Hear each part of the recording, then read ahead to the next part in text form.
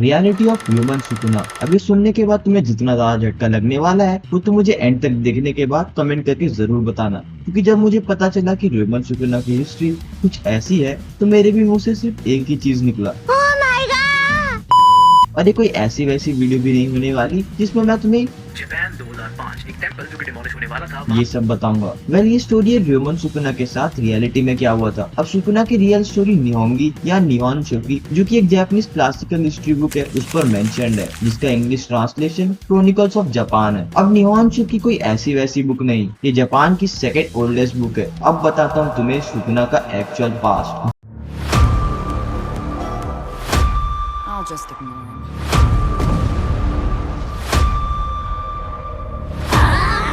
I'm mutant.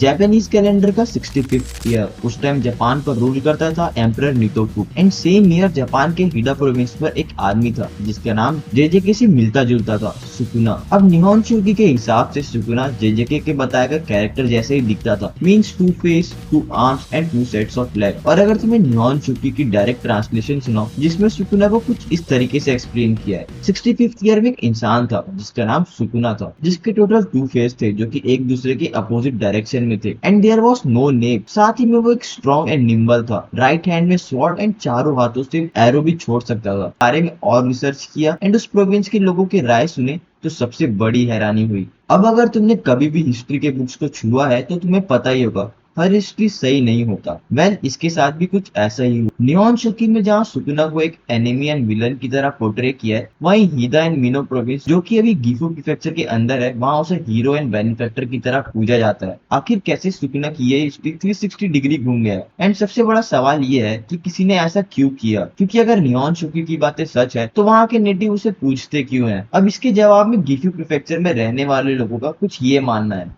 उनके हिसाब से सुकुना एक्चुअली में एक हिडन डेटी है जिसे शिनताइजान भी बोलते हैं। एंड सुकुना के रेबल करने का कारण एम्परर का क्रुएल्टी था। लोगों का कहना ये था कि एम्परर नितोकु लोगों से टैक्स के नाम पर उन्हें लूटा करता था और उन्हें हर कुछ बात पर डेथ सेंटेंस भी सुना देता था, जिसके अगेंस्ट में सुकुना ने रेबल स्टार्ट कर दिया। मतलब ये सच है कि सुकुना एम्परर की इंपीरियल आर्मी में पहले से ही था एंड उसने रॉयल फैमिली के अगेंस्ट में रेबल भी स्टार्ट कर दिया था। सिर्फ रेबल करने का एक्चुअल रीजन को ही मैनिपुलेट किया गया ताकि इंपीरियल फैमिली को एक अच्छे तरीके से पोर्ट्रे किया जा सके। वेल अगर तुम यहाँ तक देख ही चुके हो तो चैनल को सब्सक्राइब कर दो ताकि तुम्हें एनिमे से रिलेटेड और भी वीडियोस मिलता रहे, नहीं तो मैं तुम्हारी लाइफ को भी मैनिपुलेट कर दूंगा। वेल मिलते हैं नेक्स्ट वीडियो पर।